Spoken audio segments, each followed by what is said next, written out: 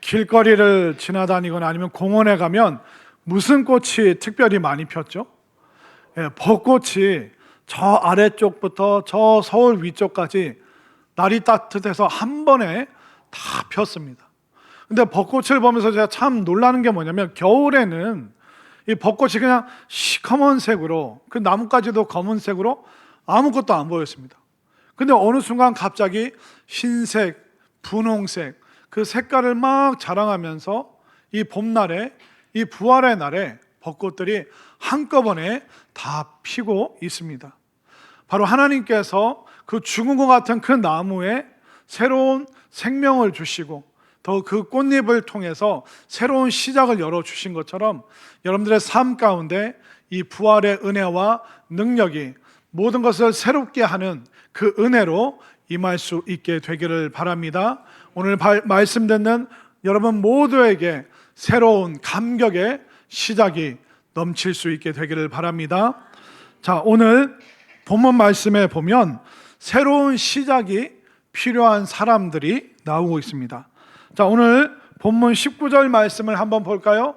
19절 시작. 이날 곧 안식 후 첫날 저녁 때에 제자들이 유대인들을 두려워하여 모인 곳의 문들을 닫았더니, 거기까지. 지금 제자들이 예수님의 십자가 사건 이후에 모인 곳에서 기도를 했습니까? 꽁꽁 다 걸어 잠궜습니까? 모든 것을 지금 다 걸어 잠그고 있습니다. 왜 그러했을까요? 바로 제자들이 두려운 거예요. 다음에는 우리 차례 아니야? 우리도 예수님처럼 끌려가서 고문받다가 고통당하다가 비참하게 우리 죽는 거 아니야? 우리도 잡으러 오는 거 아니야? 그러니까 그들이 대문만 닫은 게 아니라 창문도 다 닫고 말소리도 크게 못 내고 그들이 다 숨어 있습니다. 제자들이 지금 삶의 문을 걸어 잠그고 있죠. 그런데 이런 일은 2000년 전뿐만 아니라 오늘날도 인생의 문을 걸어 잠그는 사람들이 참 많습니다. 제일 먼저 언제 우리가 마음의 문을 걸어 잠그냐면 사춘기 때. 여러분들 혹시 사춘기 있으셨어요? 아유, 목사님 저는 갱년기밖에 몰라요. 근데 여러분들도 어릴 때, 젊을 때 다 사춘기가 있었습니다. 그게 지나가고 나서는 괜찮은데 그 사춘기를 혹독하게 겪는 우리 자녀들이 제일 먼저 하는 게 뭔지 아세요? 문을 어떻게 이렇게 잘하세요? 문을 닫아버립니다. 그리고 혹여나 엄마가 뭐 갖다 주거나 또 뭐 옷을 갖다 주고 뭐 이렇게 빨래를 갖다 주고 문을 열잖아요. 대번에 빽 뭐라고 소리 지르는지 아세요? 문 열지 마. 내 방에서 들어와 나가. 내 방에서 본인 경험을 얘기하는 거예요. 본인 어렸을 때. 그런데 여러분들 사춘기를 한 방에 고치는 방법 알려드릴게요. 사춘기 아이들이 내 방에서 나가! 그러면 아빠들이 이렇게 하면 돼요. 그러면 너는 내 집에서 나가. 그러면 정신을 번쩍 차립니다. 물론 우리가 그냥 웃고 지나갈 수도 있겠지만 그 어려운 시간을 겪는 분들은 너무 힘들죠. 분명히 그 문을 닫고 그 문 너머에서 이 아이가 뭐 고민을 하는 건가? 아니면 학교 문제 때문에 저런 건가?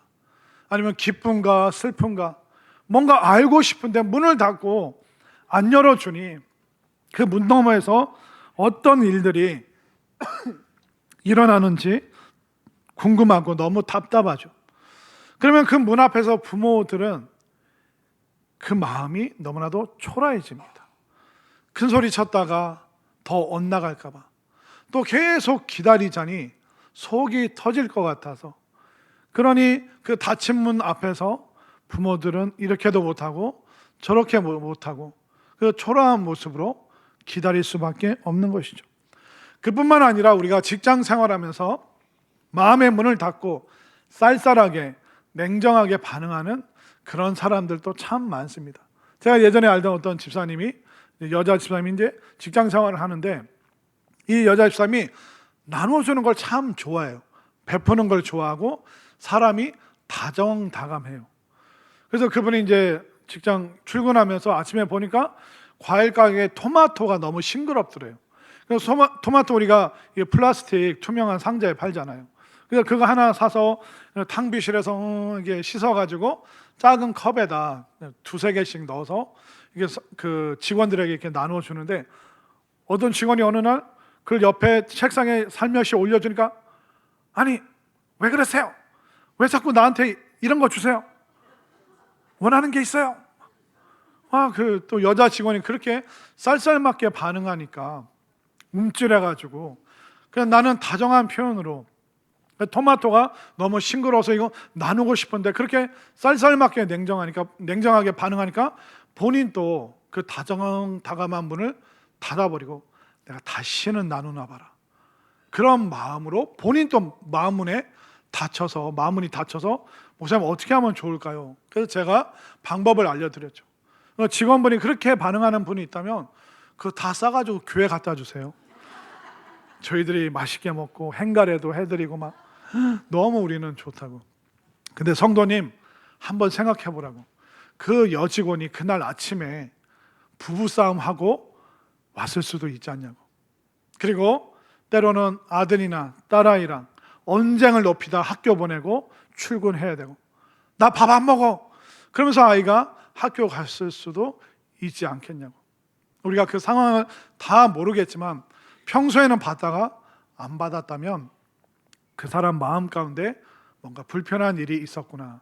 그러면 우리가 놀라지 말고 한 걸음 뒤로 물러서서 그냥 중보하고 또 기도하는 게 좋을 것 같습니다.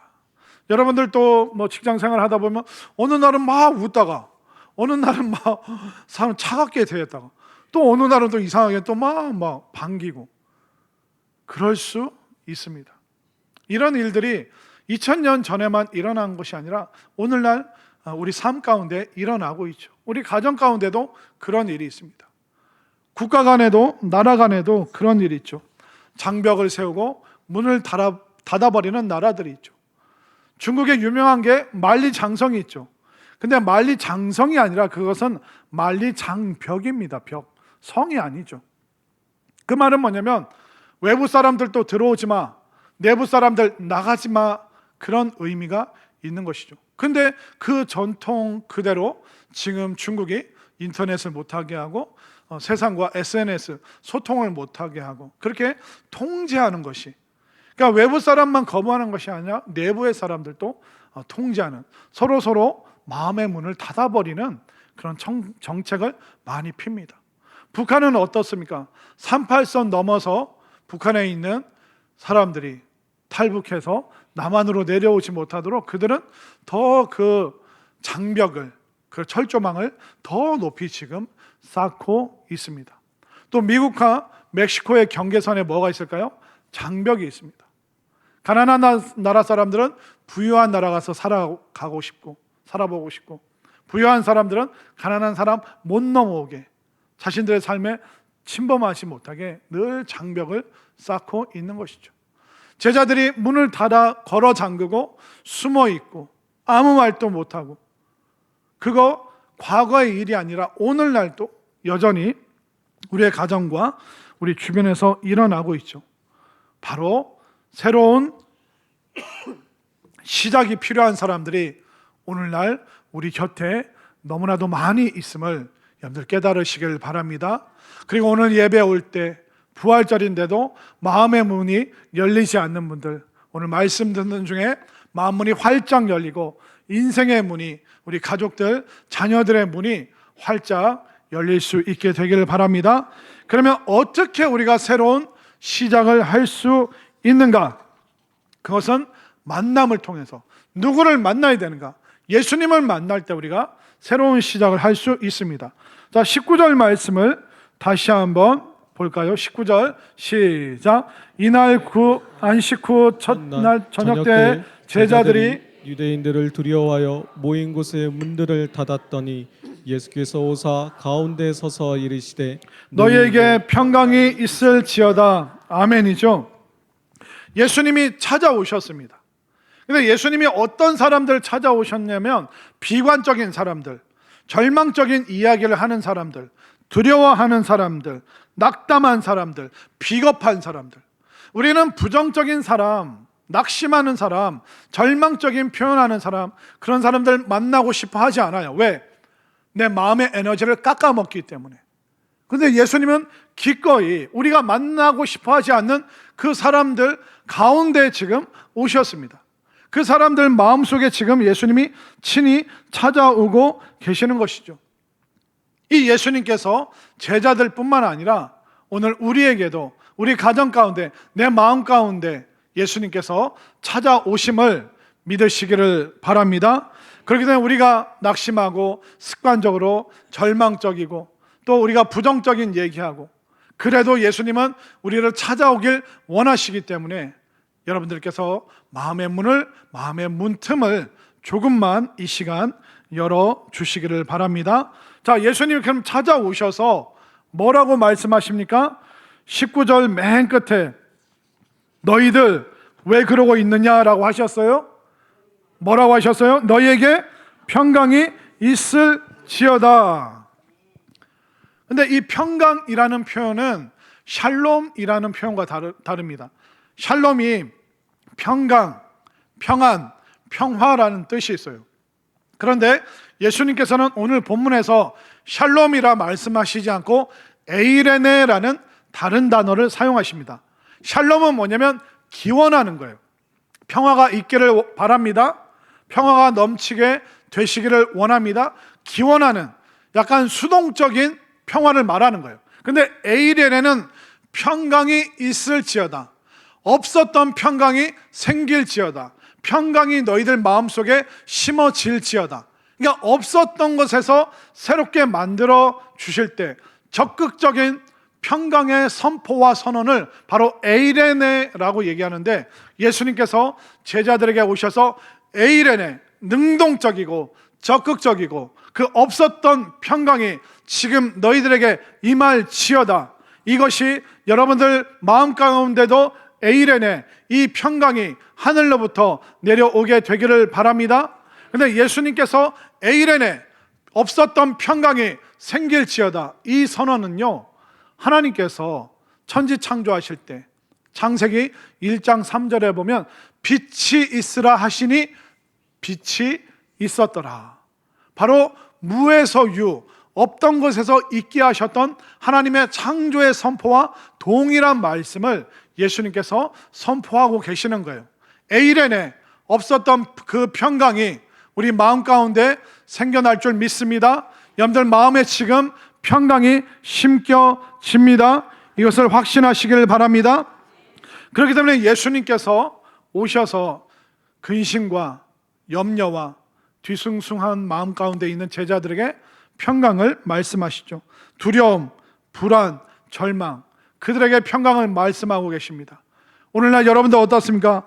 미움과 증오, 또 분노로 불타오른 여러분들 마음 가운데 정말 하늘로부터 내려오는 그 생명수와 같은 평강이 있을지어다. 그 평강이 넘칠 줄 믿으시기를 바랍니다. 자, 이렇게 없었던 평강을 예수님이 심어주시니까 어떤 일이 일어났을까요? 제자들의 눈이 밝아졌습니다. 제자들의 관점이 변하기 시작했습니다. 20절 말씀으로 가볼까요? 20절 시작. 이 말씀을 하시고 손과 옆구리를 보이시니 제자들이 주를 보고 기뻐하더라. 아니, 예수님 그 못 박히신 손, 그 창에 찔렸던 옆구리의 상처와 흔적, 흉터, 그걸 보고 애달파하고 우는 것이 아니라 기뻐하였다라고 말하고 있습니다. 이게 바로 관점의 차이라는 거예요. 만약 죽어 계신 예수님, 시신으로 누워 계신 예수님의 그 자국과 흔적을 보았다면 절망했겠죠. 결국 예수님이 이렇게 죽으셨구나. 그런데 그 흔적이, 그 흉터가, 그 상처가 우리 예수님을 감히 범접할 수 없구나. 그런 흉터와 상처와 찔림이 있어도 예수님은 생명의 주인으로 우리에게 오셨구나. 와, 그 예수님, 그러니까 죽어 계신 예수님, 고통과 고난을 받는 예수님이 아니라 부활하셔서 그 생명의 능력으로 상처와 자국, 흉터, 상처 모든 것을 이기신 그 예수님으로 바라보니까, 새로운 관점으로 보니까 그들이 흉터를 보고도 상처를 보고도 오히려 기뻐하는 마음이 생겼다는 것입니다. 여러분들에게도 이 관점의 변화가 일어날 수 있게 되기를 바랍니다. 그러니까 그 상처와 아픔을 전혀 다른 눈으로 볼 수 있게 되었던 것이죠. 관점이 달라지면 감정이 달라집니다. 여러분들, 관점이 달라지면 태도도 달라집니다. 믿으십니까? 예전에 어떤 두 명의 아들이 있었어요. 이 두 아들이 어떤 아버지 아래서 자랐냐면 폭력적이고 늘 술 취해 있는, 그러니까 술주정뱅이인 그 아버지 아래서 살았어요. 그런데 한 아들은 아버지랑 똑같이 난폭하고 술 마시고 알코올 중독에 빠져 있고 그렇게 살아갑니다. 사람들이 물었어요. 너 왜 그렇게 사냐?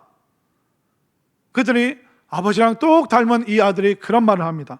내가 아버지로부터 보고 배운 게 이런 건데 이거 말고 내가 할 수 있는 게 뭐가 있습니까? 그렇게 절망하는 거예요. 근데 또 다른 아들이 있어요. 근데 이 다른 아들은 폭력적이지도 않고 술을 하나도 입에 대지 않고 성실하게 살아갑니다. 사람들이 좀 물어봐요. 너는 어떻게 하면 그렇게 살 수가 있느냐? 그 아들이 대답을 합니다. 나는 그런 아버지 보면서 나는 절대로 저렇게 살지 않겠다 다짐했습니다. 그런데 어떻게 내가 아버지랑 똑같이 살 수 있겠습니까? 그런데 상황은 똑같았어요. 동일한 아버지를 보면서 자랐어요. 그런데 차이가 뭡니까? 상황은 같았어도 그 관점을 전혀 다르게 한 것이죠. 한 아들은 부정적인 관점으로 계속 바라보다 보니까 미웠던 아버지를 그대로 닮아버린 거예요. 그러나 부정적인 면이 있지만 긍정적인 결단을 하고 관점을 바꾸고 태도를 바꾸고 감정을 바꾸니까 다른 아들은 완전 새로운 삶, 진짜 자신의 삶을 세워가면서 인생을 살아갈 수 있었던 것이죠. 오늘 예수님의 그 평강이 여러분들의 관점을 바꿔주실 줄로 믿습니다. 관점이 바뀌면 감정이 변화됩니다. 여러분들, 관점이 바뀌면 태도가 변화됩니다. 그러니까 우리가 관점을 바꿔야 되는 거예요. 여러분들, 과거에 어떤 부모님 아래에서 살았어요. 그 부모님 힘들어하면서 미워하면서 싫어하면서 계속 닮아가실 거예요. 여러분들, 새로운 관점으로 여러분들의 삶을 바라보시기를 바랍니다. 과거의 상처, 아픔, 넘어지고 좌절하고 언제까지 그 과거에 발목 잡혀 사실 거예요. 2026년이잖아요. 그 시간들 다 지나갔잖아요. 근데 왜 그거 여전히 붙잡고 계세요? 여러분들, 놔버리면 되는 거예요. 관점을 바꾸면 감정이 바뀝니다. 관점을 바꾸면 태도가 바뀝니다. 관점을 바꾸면 표정이 달라집니다. 관점을 바꾸면 언어가 변화됩니다. 관점을 바꾸면 여러분들 삶의 모든 환경과 만나는 사람이 변화될 줄 믿으시기를 바랍니다. 이렇게 관점이 바뀐 그들에게 예수님께서 뭐라고 말씀하실까요? 자, 21절과 22절, 21절을 제가 22절 여러분들이, 예수께서 또 이르시되 너희에게 평강이 있을지어다. 아버지께서 나를 보내신 것 같이 나도 너희를 보내노라. 이 말씀을 하시고 그들을 향하사 숨을 내쉬며 이르시되 성령을 받으라. 이제 평강을 통해서 관점이 바뀐 제자들에게 사명과 성령을 주십니다. 자, 그 예수님의 사명이 뭘까요? 우리가 예수님 믿고 사명을 받으면 다 선교사님 되고 아프리카 가고 브라질로 가야 되고 막 그렇게 생각을 합니다. 그럴 수도 있죠. 그런데 예수님으로부터 받는 그 첫 번째 사명이 뭐냐면 주님을 더 사랑하는 것, 이것이 여러분들의 사명입니다. 주님을 더 알아가고 싶은 것, 이것이 여러분들의 사명입니다.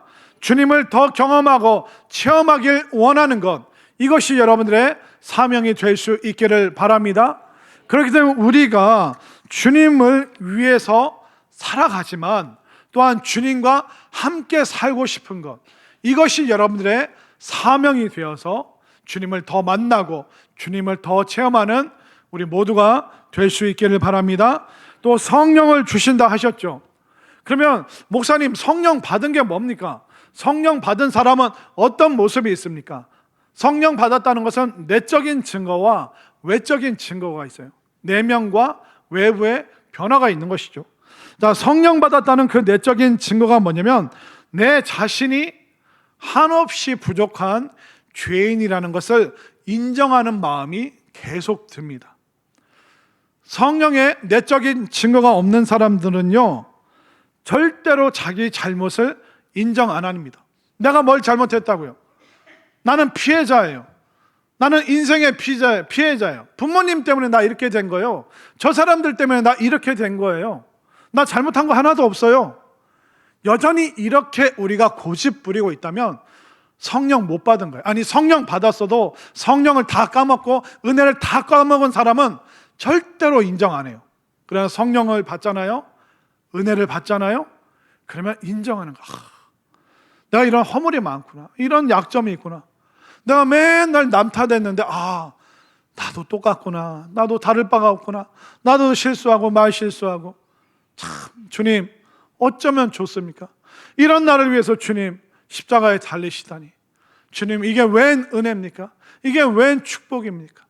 그러니까 이런 내적 증거가 성령 받은 사람에게는 계속 일어나는 거예요.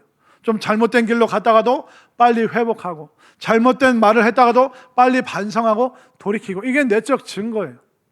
그리고 외적 증거는 뭘까요? 그것은 입을 열어서 사람들에게 말을 하기 시작합니다. 과장님, 과장님 가족 중에 목사님이 계시다고요? 먼 친정 중에? 과장님 교회 가시면 좋겠다. 너무 좋을 것 같아요. 아무개 이대리, 자네 예전에 어렸을 때 교회 다닌 적 있어? 야, 이번 부활주일에 한번 교회 올래? 추수감사절 때 한번 올래? 이번 성탄절에 한번 오면 어때? 우리 송구 영신 예배 알지? 그때 한번 오면 참 좋겠다. 우리가 성령 받은 그 외적 증거는 뭔지 아세요? 입을 열어서 예수님 자랑하고 교회 자랑하고. 근데 성령의 그 증거가 없는 사람들은, 목사님 저는 전도 못해요, 나처럼 교양이 있고 그런 사람은 좀 그렇게 불편하고, 목사님 내가 딴 거 다 할게, 기도도 하고 헌금도 하고 헌신도 다 할게, 근데 목사님 나 전도하라고 하지 마, 전도하라고 하면 나 교회 안 나올 거야. 실제로 제가 들은 얘기입니다. 전도하는 걸 창피스럽게 여겨요. 예수님은 우리 위해서 다 주셨는데 자기는 전도는 못 드리겠다는 거예요. 못 하겠다는 거예요. 성령 못 받은 사람이에요. 성령 받았어도 다 까먹은 사람이에요. 은혜 체험했어도 지금 은혜 한 개도 안 남은 사람이에요. 저는 여러분들이 성령 받아서 입을 열어서 교회 한번 가자, 교회 같이 다니자, 이렇게 자연스럽게 그 상황에 맞게 지혜롭게 말할 수 있는 여러분들이 될 수 있기를 바랍니다. 그러기 위해서 우리가 어떻게 해야 될까요? 내가 성령 못 받은 것 같은데요? 그러면 성령 충만한 자리에 오시면 돼요. 오셔서 저 사람은 어떻게 기도하는가, 방언하는 사람 있으면 가서 옆에서 들어보세요. 뭐라고 하는지.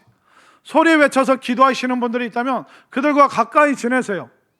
여러분들, 은혜를 깎아먹는 사람들과 놀지 마시고 은혜를 나눠줄 수 있는 사람, 은혜가 많은 사람, 성령 충만을 경험한 사람, A련에 없었던 평강이 생겨나 본 사람들, 그런 사람들과 여러분들 교제하시길 바랍니다.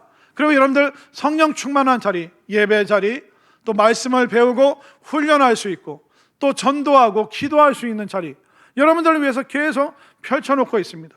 여러분들 성령 받기 위해 내적인 변화와 외적인 변화를 위해서 여러분들 성령 충만한 사람들과 교제하시고 성령 충만한 자리에 나오시기를 바랍니다. 그 심령마다, 그 인생마다 새롭게 시작되는 이 부활의 변화의 역사가 넘칠 줄로 믿습니다. 우리 모두가 함께 손잡고 그 부활의 능력을 경험하고 정말 이 부활절날, 이 봄에 새롭게 시작할 수 있는 성령의 은혜 가운데 평강을 체험하고 놀라운 사명을 붙잡을 수 있는 우리 모두가 될 수 있기를 간절히 소망합니다.